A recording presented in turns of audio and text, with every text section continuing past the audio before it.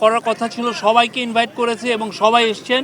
বিএনপির নেতৃত্ব দিচ্ছেন মির্জা ফখরুল ইসলাম আলমগীর এবং জামাতের নেতৃত্ব দিচ্ছেন আবদুল্লাহ মোহাম্মদ তাহের, তাদের ভাইস প্রেসিডেন্ট। আজকের চিফ অ্যাডভাইজার তার কথায় বলেছেন, উনি বলেছেন যে প্রথম 6 মাসে আমরা এই যে ইন্টারিম গভর্নমেন্টের প্রথম ইনিংস বা প্রথম অধ্যায় শেষ হয়েছে এবং আজকে ডায়ালগের মাধ্যমে দ্বিতীয় অধ্যায়ের শুরু হলো। আমরা ওনার পুরো 24 মিনিটের একটা স্পিচ ছিল, আমরা পুরো স্পিচটা আপনাদের জন্য আমাদের হোয়াটসঅ্যাপ গ্রুপে দিয়েছি, আপনারা দেখবেন। এটা একটা, আমি বলবো যে খুবই ঐতিহাসিক একটা স্পিচ। উনি জানিয়েছেন যে আমরা যেই বাংলাদেশকে গড়তে যাচ্ছি এই ডায়ালগের মাধ্যমে, সেই ডায়ালগ তার প্রতি পুরো দেশের এবং ইন্টারন্যাশনাল সবার সমর্থন আছে।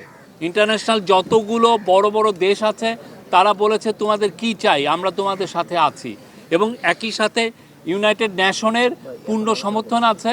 এবং উনি বলেছেন যে যেই প্রতিবেদনটা আসলো ইউনাইটেড নেশনের হিউম্যান রাইটস কমিশনের যে রিপোর্টটা আসলো, এতে মোটামুটি এখন পুরো পৃথিবী জানতে পেরেছে কি রকমের ভয়ানক একটা হত্যাযজ্ঞ হয়েছিল এবং কে অর্ডার করেছিল এবং কিভাবে এই বাংলাদেশের মানুষের অধিকার হরণ করেছিল। তো সেই থেকে আমরা সেই ম্যাস আপরাইজিংয়ের পরে নতুন যে বাংলাদেশ গড়তে চাচ্ছি, সেই নতুন বাংলাদেশের সাথে পুরো পৃথিবী এবং বাংলাদেশের সবাই আছে। আজকে একটা মহৎ একটা উদ্যোগ শুরু হলো এবং আমরা এই দ্বিতীয় যাত্রার মাধ্যমে বাংলাদেশ কী রকম বাংলাদেশ আমরা চাই এটা নির্ধারিত হবে।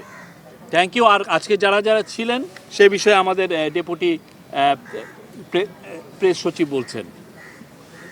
ধন্যবাদ। আজকে যে রাজনৈতিক দলগুলো এবং জোট আজকে এখানে উপস্থিত আছেন, আমি তাদের নামগুলো বলছি, আপনারা একটু কাইন্ডলি এগুলো নোট নেবেন।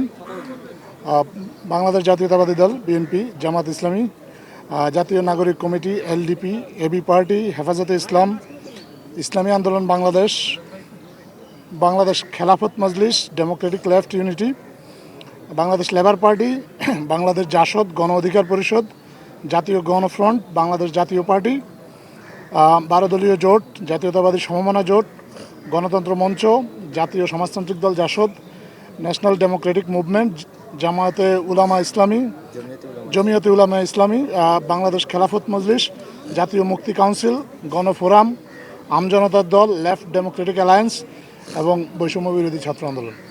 আর আজকে চেয়ারপারসন ন্যাশনাল কনসেনসাস কমিশনের আলী রিয়াজ, উনিও বক্তব্য রেখেছেন এবং মিটিংটা কন্ডাক্ট করছেন মনির হায়দার, যিনি কোঅর্ডিনেশনের কাজ করছেন। Thank you.